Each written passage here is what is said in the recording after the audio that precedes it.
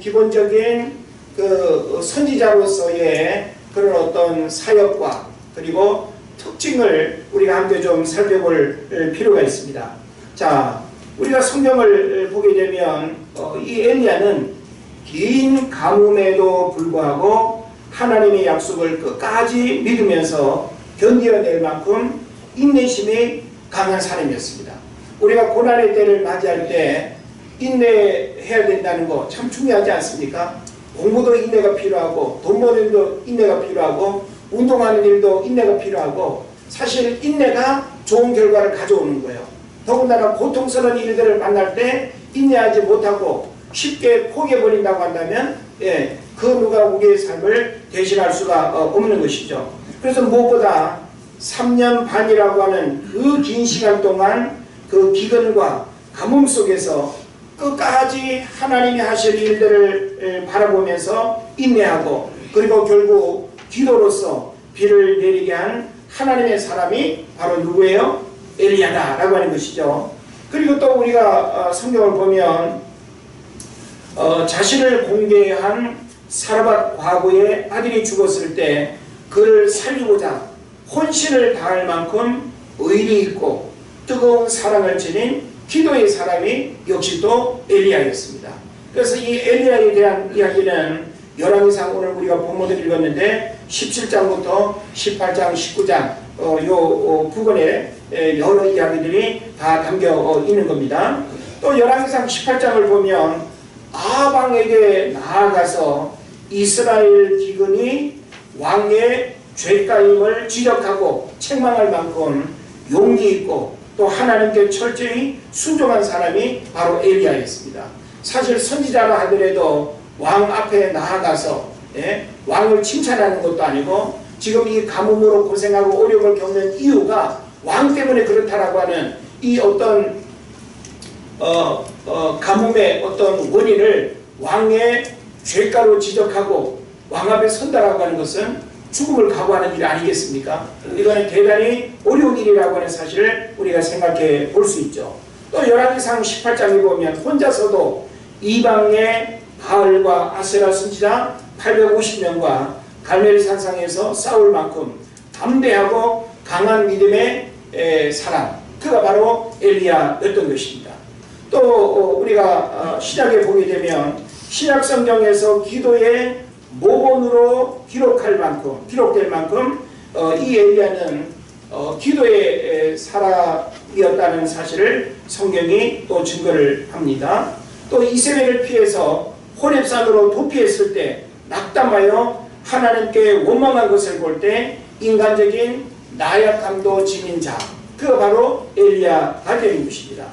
그리고 또 엘리사를 선지자로 양성하고 사무엘이 세운 선지학교를 계속 이어가는 이런 모습들도 우리에게 보여주고 있는 거죠.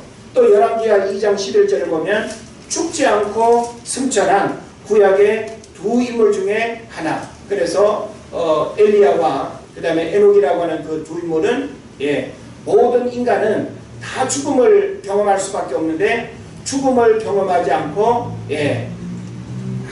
하나님께로 그대로 이렇게 들림마다 올라간 그런 인물로 성경이 소개하고 있습니다.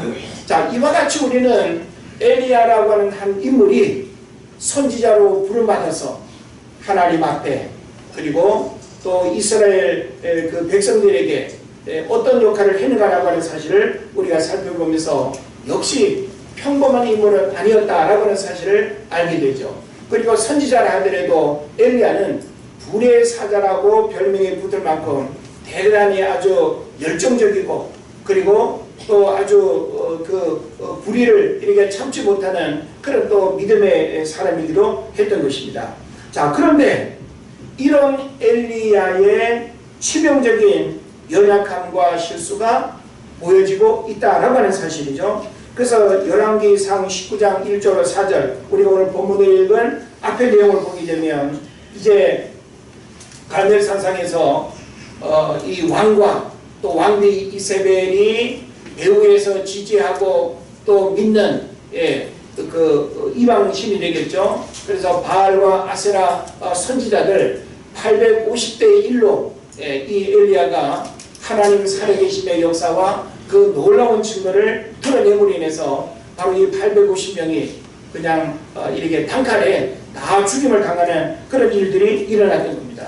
이건 바로 왕과 또 특히 이세벨에게 있어서는 정말 도저히 있을 수 없는 일로 받아들여졌고 너무나 아주 큰 일이었기 때문에 이 이야기를 들은 이세벨이 뭐라고 이야기를 합니까?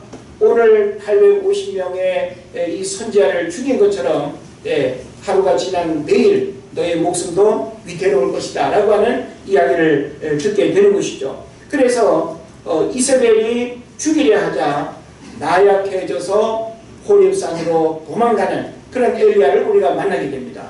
그러니까 잠시 얼마 전에 우리에게 보여주셨던 그 하나님의 선지자로서의 그 인간의 연약함의 모습이 보이지 않던 그런 엘리야는 온데간 되었고 우리와 다를 바 없는 그런 연약함의 모습이 보여지는 그런 엘리야를 우리가 만나게 되는 거예요. 그래서 로뎀나무 아래에서 어떤 모습으로 지금 있습니까?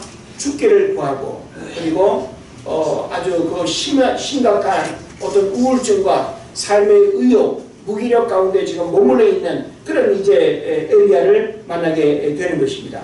그래서 로뎀나무 아래에서 죽기를 구하는 이 처량한 엘리야는 전혀 다른 사람처럼 보여지기도 하는 것이죠. 그래서 위대한 선지자 엘리야도 이세벨이 죽이려 하는 위기에 처했을 때 낙담과 좌절에 빠지는 인간의 연약한 모습을 드러내고 있는 것입니다. 그러나 하나님께서는 이러한 엘리야에게 힘과 용기와 큰 능력을 주심으로 그가 궁극적으로 승리할 것이라는 확신을 주시고 그리고 또 엘리야가 더 이상 나는 아무것도 할 수 없습니다.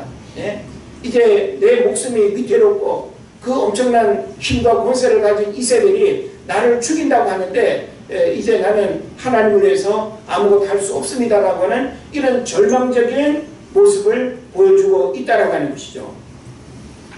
자, 그러면 이런 절망적 포기 가운데 있는 엘리야를 하나님은 어떻게 하실까요? 성도들도 현실에 우리가 상존하는 갈등과 또 어떤 죽음의 어떤 위험과 그리고 더 이상 우리가 삶의 의욕을 가질 수 없는 여러 가지 위기의 어떤 일들을 얼마든지 우리가 만날 수 있는 것입니다. 그러나 우리가 좌절과 낙심에 빠졌을 때도 하나님은 우리와 함께 하신다는 사실을 여러분 깨달으시길 바랍니다. 그리고 하나님께서는 모든 것을 합력하여 선을 이루시는 분입니다. 그래서 우리가 로마서 8장 18절을 보게 되면 하나님을 사랑하는 자 곧 그 뜻대로 부르심을 입은 자들에게는 모든 것이 합력하여 선을 이룬다 라고 이렇게 말씀하고 있어요. 그러니까 엘리야가 지금 어떤 상황 가운데 있다 할지라도 하나님의 엘리야를 버리지 않은 이상 하나님은 엘리야와 함께 계시고 엘리야 편에서 엘리야를 통해서 하나님이 일하신다라고 하는 사실을 우리에게 보여주고 있는 것입니다. 그래서 여러분들도 지금 엘리야와 같은 낙심 중에 처하였다면 힘주시고 일으켜 세워주시고 그리고 다시금 삶의 의욕과 열정을 불어넣어 주시는 그 하나님을 만나는 은혜가 있기를 바랍니다. 그래서 오늘도 우리가 성경을 보게 되면 하나님께서 이 로뎀나무 아래에서 죽기를 구하고 이렇게 무게력 가운데 있는 이 엘리야를 하나님의 사자가 찾아와서 어루만지고 다시금 힘을 북돋아주고 이러면 안 된다고 위로하는 이런 모습을 우리에게 보여주고 있는 것입니다. 자, 지금 우리는 이 코로나라고 하는 그 팬데믹 상황에서 우리가 가졌던 소중한 어떤 희망과 그리고 우리가 꿈꿨던 내일의 수많은 어떤 계획들이 수년간 어그러진 그런 상황 속에 우리가 이렇게 신음하면서 절망 가운데 우리가 살아가고 있습니다. 특히 젊은 세대들은 현실에는 불만으로 가득하고 미래에는 불안으로 가득한 그런 마음 상태에 있습니다. 또 기후변화는 지구촌 곳곳에 산불과 가뭄과 홍수와 폭염과 폭설 등으로 예측 불허의 상황을 만들어 놓았습니다. 그래서 지금 이 기후변화가 아무것도 아닌 것 같아도 기후 변화가 우리 삶에 미치는 그 영향은 우리가 무언가를 포기할 수도 있고 무언가를 시도할 수 없는 그런 문제가 되기도 하는 것입니다. 또 러시아, 우크라이나 간의 전쟁이 장기화되면서 하나로 연결된 지구촌은 어느 나라도 예외 없이 물가 상승과 고유가로 인한 경제 불안과 침체, 그리고 금융과 부동산 등 모든 분야에 심각한 위기 경고 등이 나타나고 있다라고 하는 거예요. 그래서 우리는 이런 시대 상황을 이렇게 경험하면서 우리가 무엇을 할 수 있는가?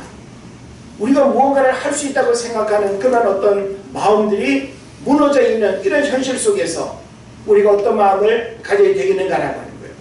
엘리야처럼 그 용기 백배하고 그리고 그 열정과 불의 사자로 일컬어졌던 그 믿음과 기도의 사람이 어쩜 이렇게 절망적인 모습으로 머물러 있는가? 어찌보면 이해가 안 되죠.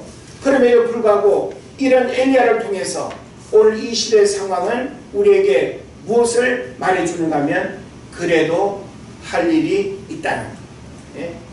아무리 시대의 상황이 절망적이고 우리가 무엇을 꿈꾸고 계획하는 그 모든 일들이 뜻대로 이루어지기 어려운 어떤 시대 속에 살아간다 할지라도 하나님은 그 시대마다 교회를 통해서 일하실 뿐만 아니라 믿는 자들을 통해서 그래도 할 일이 있다라고 하는 이 사실을 여러분 깨달으시기를 바랍니다.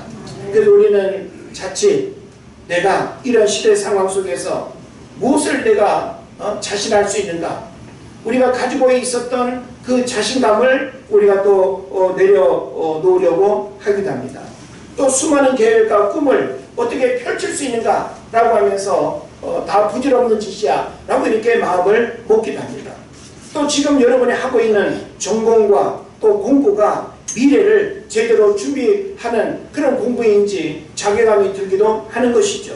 또 졸업 후의 취업과 진로는 원하는 대로 내가 선택할 수 있는가 라고 하는 이런 어떤 부분들이 끊임없이 우리에게 긍정적인 희망보다는 절망적 그런 마음들이 더 우리에게 다가온다라고 할 때 그렇다고 우리가 부여잡고 있던 모든 것들을 다 내려놓아야 되는가? 그것은 아니라고 하는 것이죠.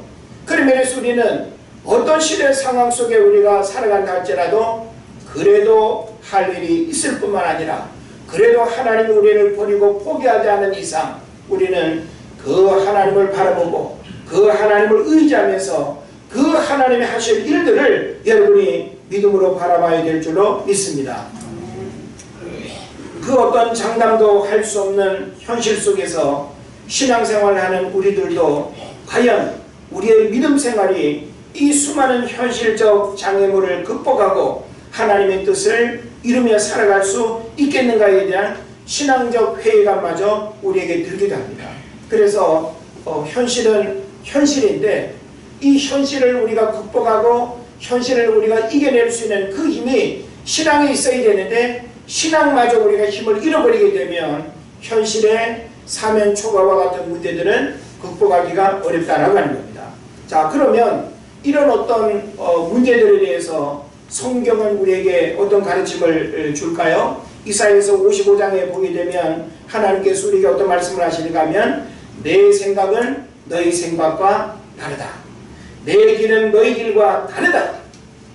하늘이 땅보다 높음 같이 내 길은 너희 길보다 높으며 내 생각은 너희의 생각보다 높다고 말씀하는 거예요. 그래서 이 말씀은 뭔가 하면 내 눈높이와 내 잣대로 하나님이 하신 일들을 평가절하하거나 부정적으로 생각하지 말라라고 하는 거예요. 다시 말하면 하나님이 여전히 세상을 향한 놀라운 계획을 갖고 계시고 저와 여러분을 통해서 일하기를 원하시는 그 하나님의 계획이 있는데 그것을 우리가 이렇게 쉽게 포기해서는 안 된다라고 하는 것입니다. 하나님은 창조주 하나님이 되시고 역사의 주권자가 되시고 인간의 생사화복을 주장하시는 분이시기 때문에 모든 것이 하나님께 속해 있고 모든 것이 하나님께로부터 온다는 사실을 우리가 기억을 해야 될 것입니다. 하나님이 하시고자 하시면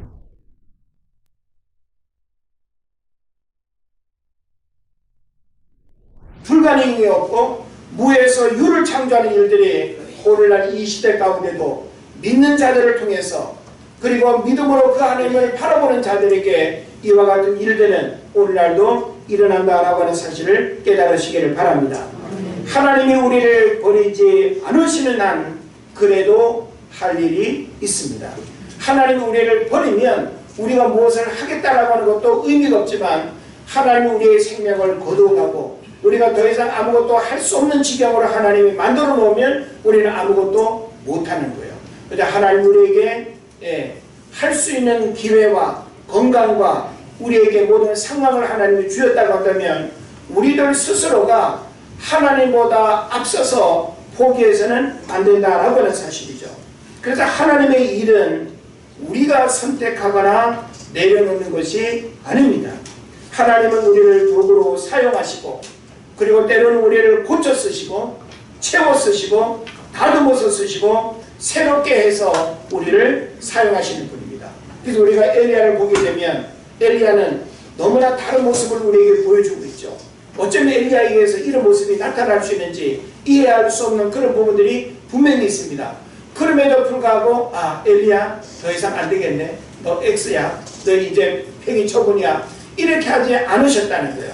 물론 하나님이 누구라도 포기할 수 있습니다. 그런데 하나님은 엘리야를 포기하지 않으시고 로뎀나무 아래에서 죽기를 구하고 있는 이 엘리야를 하나님 어떻게 하세요? 다시금 그를 위로하시고 어루만지시고 다시금 그를 일으키시고 그가 생각하지 못한 놀라운 일들을 하나님이 계획하시고 말씀하고 있다라고 하는 것입니다. 그래서 19장 15절 이하를 우리가 쭉 보게 되면 그 내용은 바로 이제 엘리야가 다시금 하나님의 그 부르심 앞에 서서 해야 할 일이 무엇인가를 알려주는 항목이 되는 거예요.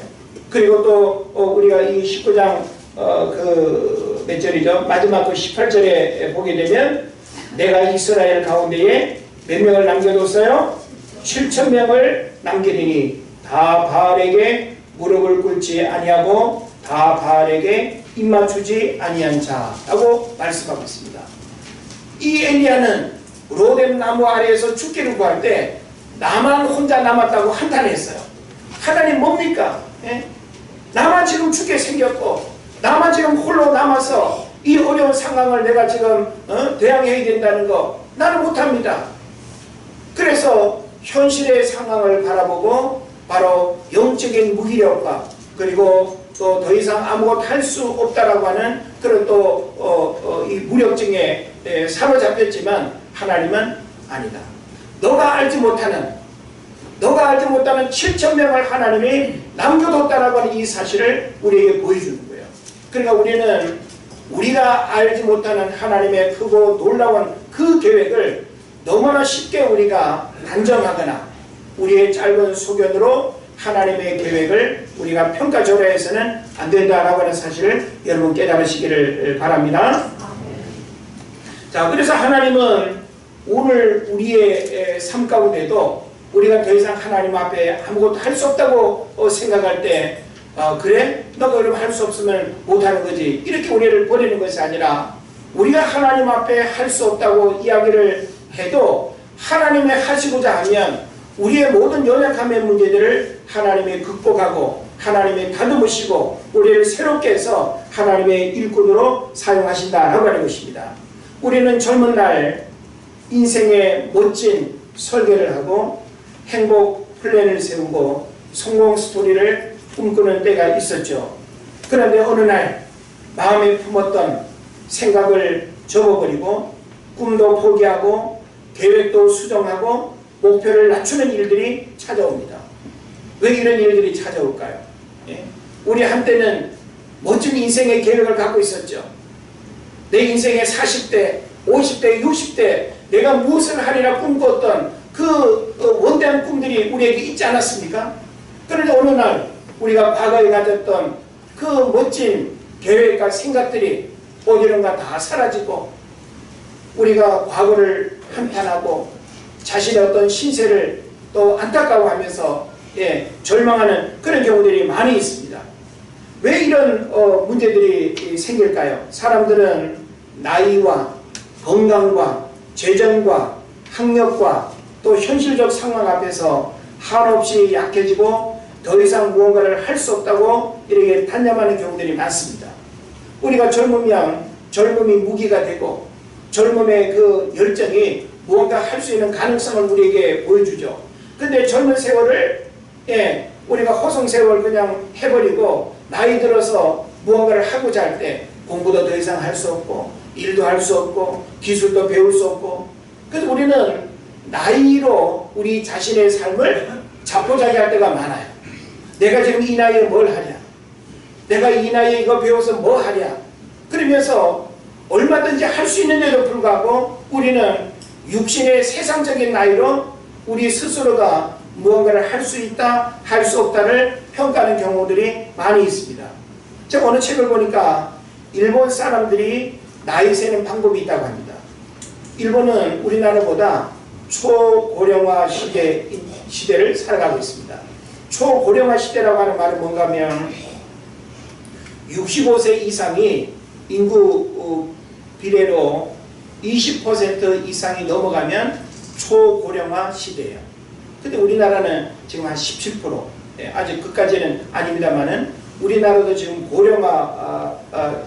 고령 시대를 우리가 지금 살아가고 있지 않습니까? 그러니까 나이는 많아도 무언가를 이렇게 할 수 있는 의욕과 열정이 남아있는 사람들이 얼마든지 있다라고 하는 것이죠. 그래서 일본에서는 그 나이 세는 방법이 뭔가 하면 자기 나이에 곱하기 0.7을 해서 나오는 그 나이로 생각을 하라는 거예요. 그래서 만약에 50살 같으면 50 곱하기 0.7 하면 35세가 되는 거예요. 60세는 60 곱하기 0.7 하면 42세가 되는 거예요. 그러니까 저도 한 40몇 살밖에 안 되는 거죠. 80세는 56세밖에 안 되는 거예요. 그 실제 우리가 80세라 하더라도 뒷모습을 보면 50세밖에 안 보이는 모습들이 많지 않습니까?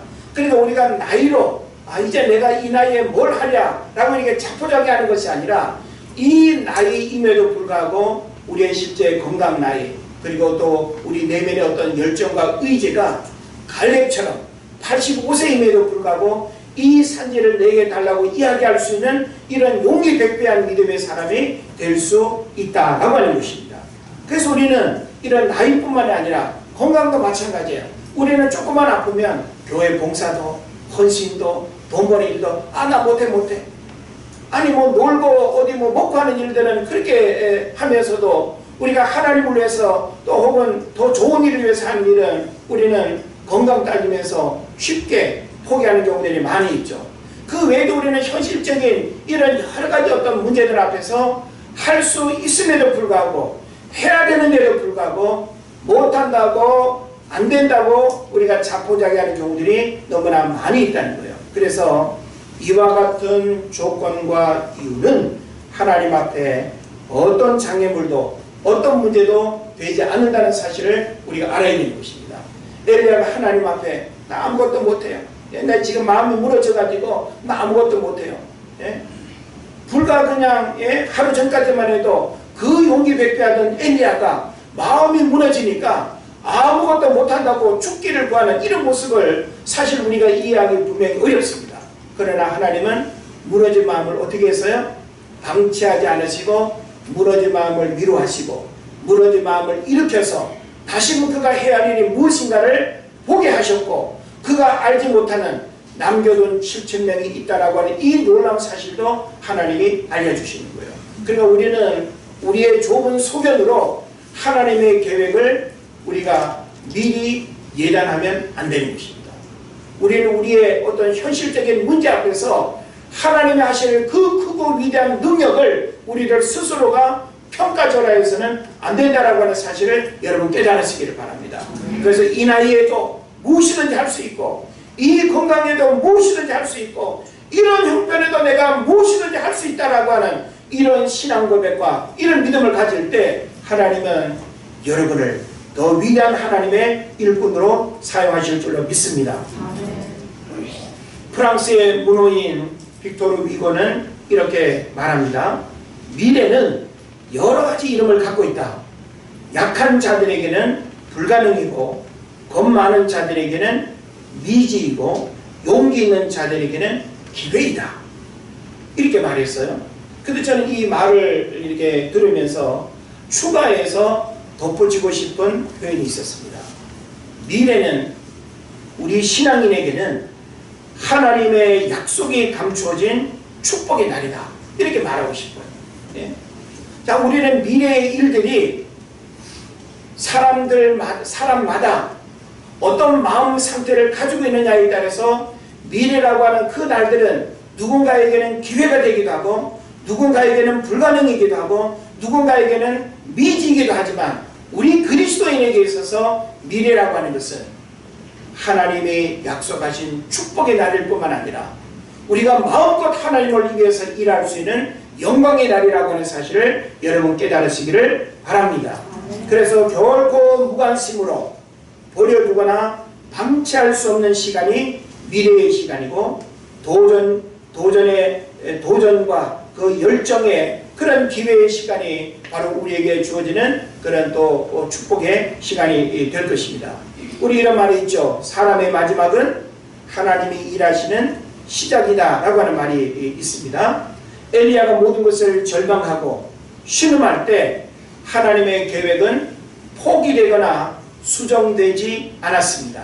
엘리야가 어떤 상황 속에 있든지 하나님은 모든 일을 주도적으로 이끌어 가시는 분입니다. 나만 홀로 남았다고 항변할 때 7,000명을 남겨두셨고 엘리야가 알지 못하는 일들을 놀랍게 이루어 가시는 분, 그분이 바로 하나님이 되는 것입니다.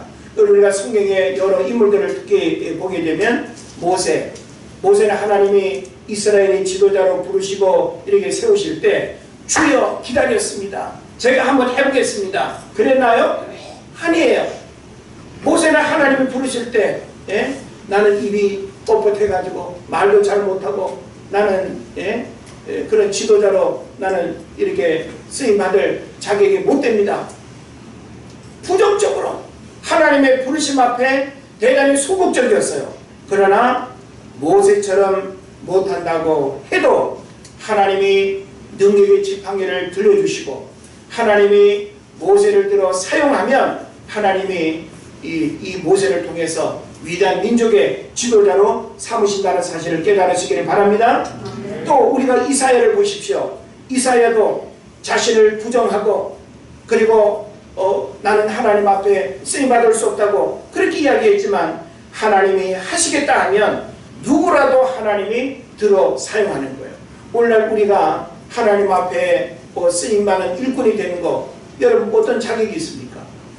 어떤 자격과 조건으로 따지면 우리가 하나님 앞에 하나님을 위해서 우리가 할 수 있는 것 아무것도 없어요. 우리가 세상에서 뭘 가졌다 배웠다 안다라고 하는 그 능력으로 하나님의 일을 하는 것이 아닙니다. 하나님의 일은 믿음으로 하는 것이고 하나님의 일은 기도로 하는 것이고 하나님의 일은 순종함으로 하는 것입니다. 할렐루야. 그래서 여러분이 내가 가진 무언가로 할 수 있다고 생각하는 그 교만함을 내려놓고 포기할 때 하나님의 것으로 우리를 덧입혀 주시고 그 하나님의 부유함과 하나님의 강함과 하나님의 능력으로 우리를 위대하게 사용하실 줄로 믿습니다. 엘리야가 절망 가운데 신음하고 나만 남았다고 소리쳐도 하나님은 마지막까지 엘리야를 통하여 일하시는 분이었습니다. 이제 말씀을 정리합니다. 하나님은 우리가 어떤 상황 속에서 어떤 모습으로 살아간다 할지라도 하나님은 그래도 할 일이 있다고 말씀하시면서 우리를 통하여 일하기를 원하십니다. 우리가 지금 시대적으로 어렵고 우리 인간의 힘으로 불가항력적인 그런 또 현실의 문제 앞에서 우리가 어떤 꿈을 꾸고 어떤 계획을 세우고 어떤 의지와 남다른 열정을 가지고 있어도 못하는 일들이 많잖아요. 그러면 우리의 신앙도 포기해야 됩니까? 그럼 우리가 하나님을 왜 믿습니까? 하나님은 우리에게 믿음을 주셔서 그리고 그 하나님을 통해서 우리 눈에 보여지는 이 모든 불가능한 상황들을 하나님을 통해서 그래도 할 수 있다라고 하는 그 영적인 자신감과 믿음을 회복하기를 원하는 것입니다. 그래서 우리 삶을 하나님 앞에 온전히 내어드리는 믿음의 고백이 있기를 주의 이름으로 축원을 드립니다. 기도하겠습니다.